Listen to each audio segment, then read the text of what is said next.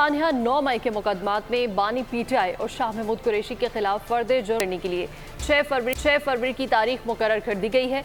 अदालत ने तमाम चलान समाअत के लिए मंजूर कर लिए हैं। बानी PTI और शाह महमूद कुरैशी के जुडिशल रिमांड में 6 फरवरी तक तौसी करते हुए समाअत मुलतवी कर दी गई। 9 मई मुकदमात बानी PTI और शाह महमूद पर फर्द जुर्म आयद करने का फैसला इंसदाद दहशतगर्दी अदालत के जज मलिक एजाज आसिफ ने 9 मई से मुतालिक केसेस के अदालत जेल में समाअत की। मुकदमात के चलान पेश किए गए। अदालत ने तमाम चलान समाअत के लिए मंजूर कर लिए। बानी PTI और शाह महमूद कुरैशी को मुकदमात की नकूल फराहम करते हुए फर्द जुर्म आयद करने के लिए 6 फरवरी की तारीख मुकर्रर कर दी।